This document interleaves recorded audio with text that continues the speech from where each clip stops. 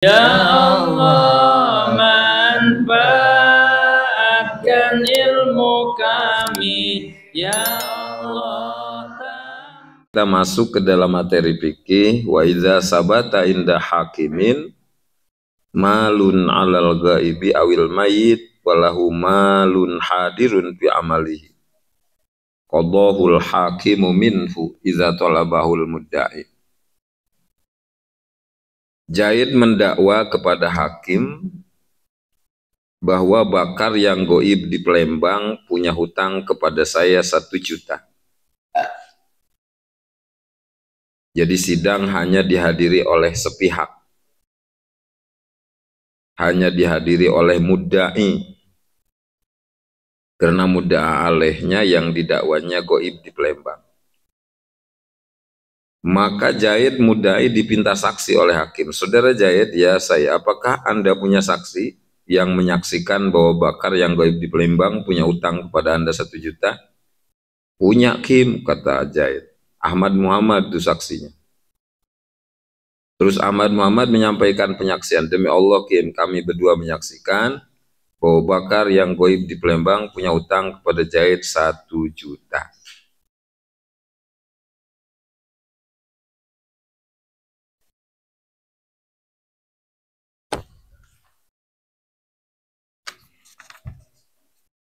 Lalu Zaid disumpah, karena kemarin sudah dibahas ya, kalau sidang hanya dihadiri oleh sepihak, maka setelah mendatangkan 2 saksi, si mudda'i harus disumpah.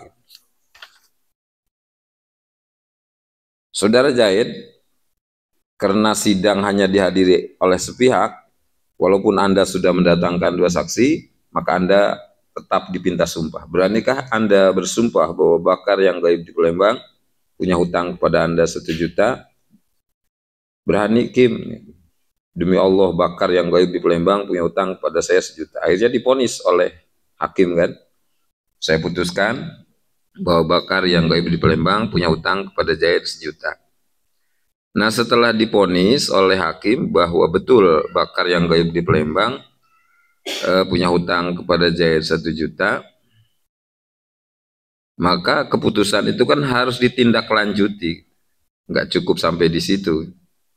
Kata Bapak Hakim, apakah ada harta Bakar yang hadir di Lampung? Kata Zaid, ada Kim, berupa sawah yang dititipkan kepada Umar misalnya. Umarnya ada di Lampung dekat rumah saya, dia rumahnya. Nah itu bagaimana? Bolehkah Bapak Hakim itu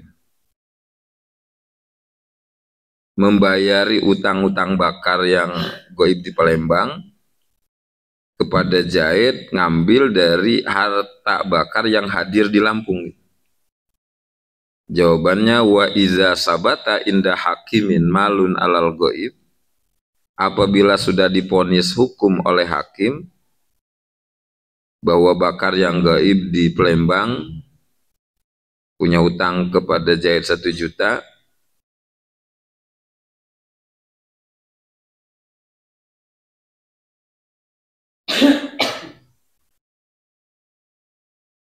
dan ada harta Zaid yang hadir di Lampung berupa uang yang dititipkan kepada Umar atau berupa sawah yang diurus oleh Umar, dan sudah diponis juga oleh hakim bahwa sawah itu milik Bakar yang gaib di Palembang berdasarkan saksi-saksi.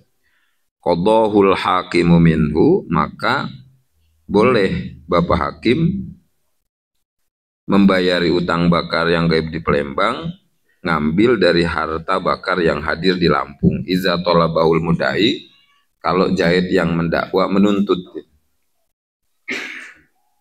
Jadi kalau Zaid yang ngedakwa nuntut, ya hakim harus menindaklanjuti gitu. Dengan cara ya ambil uang Bakar yang dititipkan kepada Umar 1 juta lalu dipakai bayar kepada Zaid, atau sawah Bakar yang diurus oleh Umar jual ya, pakai bayar hutang 1 juta kepada Zaid, selebihnya berikan kepada Bakar yang gaib di Palembang. Li'annal hakima yakumu maqamahu, karena hakim yakumu makomahu itu menggantikan posisi bakar yang goib di Palembang.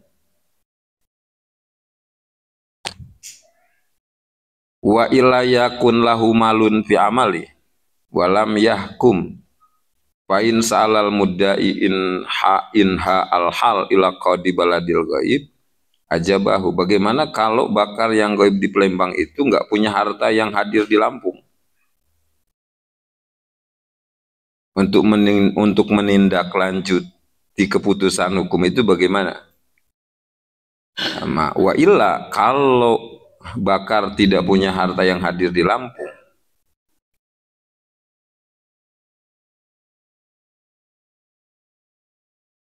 Fa'in sa'alal mudai, lalu Zaid yang mendakwa meminta supaya ditindaklanjuti keputusan hukum hakim itu dengan cara inha al-hal ila qadi baladil ghaib, dengan cara hakim Lampung nelpon hakim Palembang. Kata hakim Lampung, halo juga, kata hakim Palembang,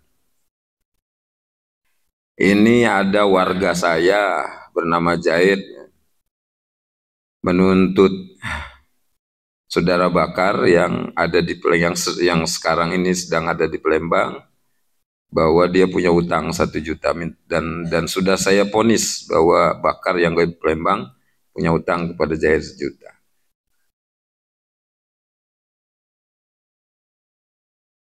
Nah, maka nanti hakim Palembang ya nyari yang namanya bakar itu. Nyari yang namanya bakar, ketemu misalnya, maka disuruh oleh hakim Palembang supaya bakar bayar hutang.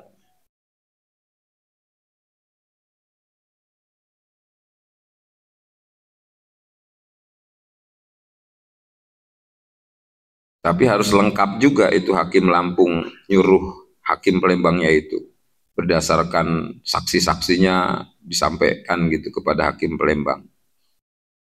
Dan keputusan hukumnya juga disampaikan kepada hakim Palembang. Nah, nanti hakim Palembang nyari orang yang namanya bakar, setelah ketemu ya diperintah oleh hakim Palembang suruh bayar utang kepada Zaid. Nah, seperti itu. Jadi alhasil boleh hakim Lampung nelpon atau ngirim surat kepada hakim Palembang berdasarkan 2 saksi yang sudah menyampaikan penyaksiannya,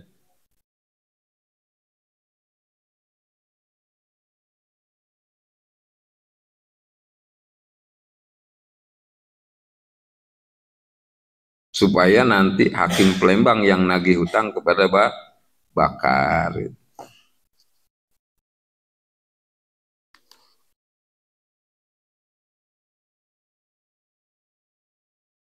Nah, seperti itu.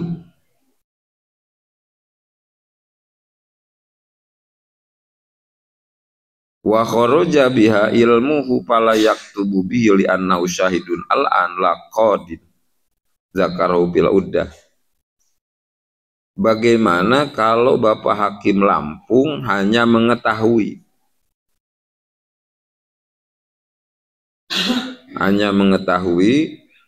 bahwa bakar yang goib di Palembang punya hutang kepada Zaid 1 juta. Ketika Zaid mendakwa kepada hakim Lampung, kata hakim, ya gue juga tahu si bakar yang goib di Palembang itu punya hutang kan sama lu 1 juta. Waktu ngutangnya juga gue lagi ngopi di rumah lu, kata hakim itu. Jadi gue tahu persis lah. Nah, pertanyaannya, bolehkah Bapak Hakim Lampung langsung nelpon hakim Palembang atau ngirim surat kepada hakim Palembang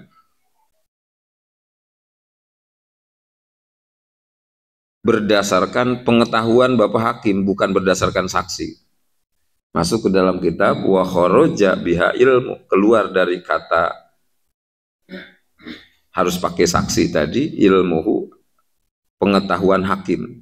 Jadi kalau hanya berdasarkan pengetahuan hakim, wala yaktubu bih, hakim Lampung nggak boleh, belum cukup gitu untuk nyuruh hakim Palembang dengan cara nelpon atau ngirim surat, li'annahu syahidun, karena statusnya hakim Lampung itu saksi. bukan kodi.